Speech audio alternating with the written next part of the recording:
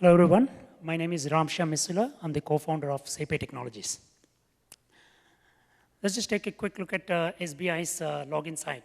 Do you guys see anything wrong with this? Not until I point you to the right place. It's not actually SBI's website, it's actually a phishing site.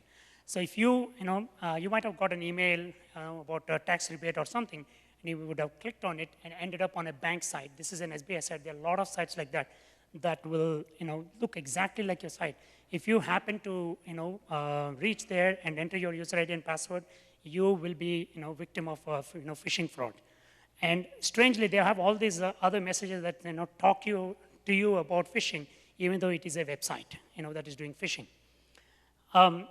Another example is you get these messages all the time from banks, right, saying don't share your OTPs. Well, nobody shares OTP just out of their own free will. They are victims of very innovative and intelligent social engineering tactics by which they were compelled to share their OTPs, and they only know the consequences of what they've done after they lose money from their financial institution. So the problem is the current authentication mechanisms, passwords, OTPs, they're all broken. And that's the reason why people are getting into these problems. Last year, $300 billion were lost to cyber fraud, and it's increasing year over year, and it will continue to increase. So the only way to combat this is to change our current authentication mechanisms. So let me show you a quick demo of how we at SayPay would do it. On the website sign in, I simply enter my user ID, and I press login. Oops. Volume.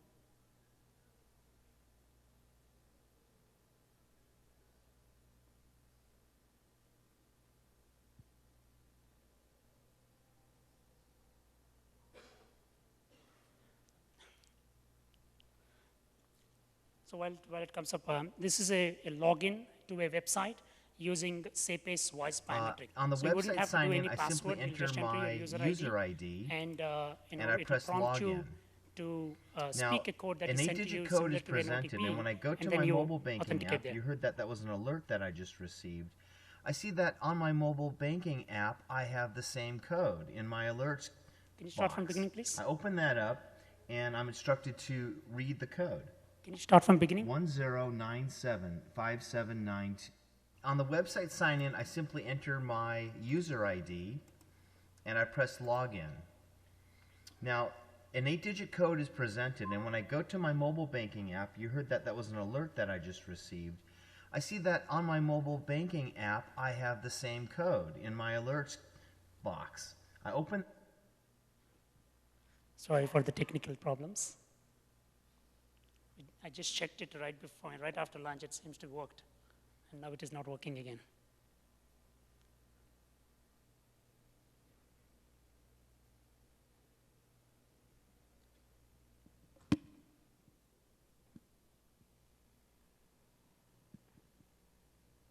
Is it good?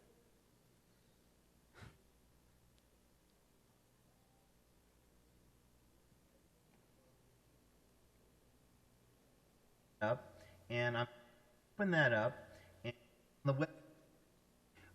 on the website sign in, I simply enter my user ID, and I press login. Now, an 8-digit code is presented, and when I go to my mobile banking app, you heard that that was an alert that I just received. I see that on my mobile banking app, I have the same code in my alerts box. I open that up, and I'm instructed to read the code. 10975792. When I finish speaking, my phone sends up the data with my voice where SayPay verifies the code, the phone, and my voice. And as you can see, I was automatically signed in. It's safe, secure, and convenient with SayPay. Thank you. Thank you. So in essence, what we have is a numeric-based voice recognition technology. We have the ability to identify users just by speaking a sequence of codes, and we primarily focused on numerics, mainly because the entire authentications, whether it is OTPs or transactional stuff, require the numeric codes. Can you switch to the slide, please? Okay, so what we have is a patent pending technology that combines speech and voice recognition together in one step. And speech recognition to identify what the user is talking about, which is the code, and voice recognition to identify whether it is actually the same user that is trying to do this. You can use it in multiple use cases. Website sign-in, which I just talked about, a mobile sign-in. So currently you guys have MPIN. So instead of entering the MPIN, you just speak the MPIN, and it can log you into your mobile app. Wherever there is a money transfer involved, the OTPs are mandatory in most of the parts of the country, say India, Asia, Africa. So you can use our OTP technology, numeric-based OTP, just speak it to identify.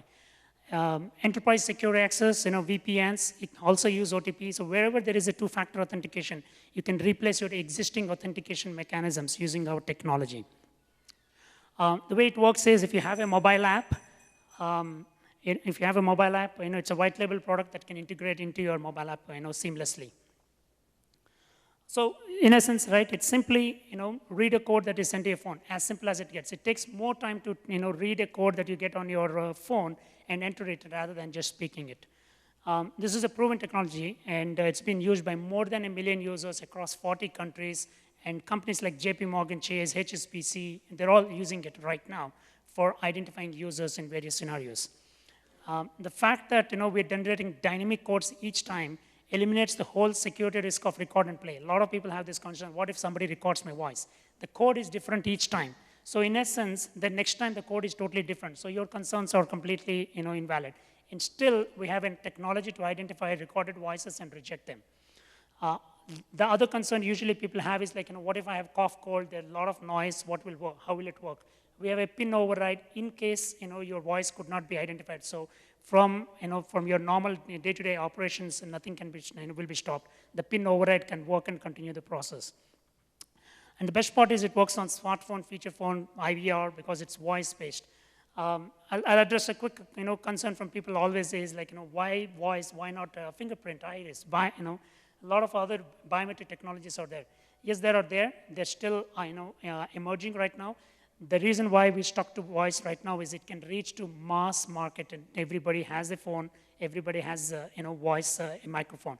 So it can reach to the mass, whereas the other devices, fingerprint, each device costs $2,000, and the availability is not there, and it'll take a few years before the availability. I'm not sure how am I tracking on time. Sorry, I'll just use an extra minute, I'll be done. So I talked about the authenticator product. We have an Aadhaar bridge. The Aadhaar bridge is pretty much like Aadhaar, the vision is to reach out to the entire population using fingerprint. But currently the technology, is not available because the fingerprint readers are not there.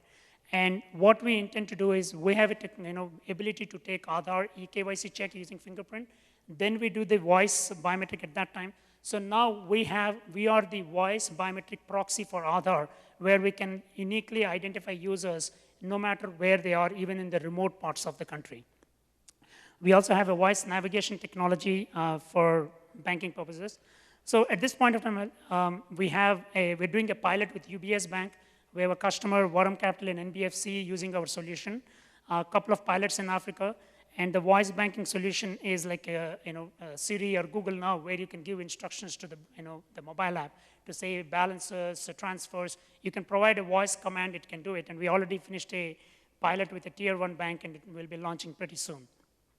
So that's the vision. We started with voice. We already have the technology. We already have the fingerprint with Aadhaar. We are getting into the facial recognition also. That way we have one single suite that we can offer to any institution. Thank you.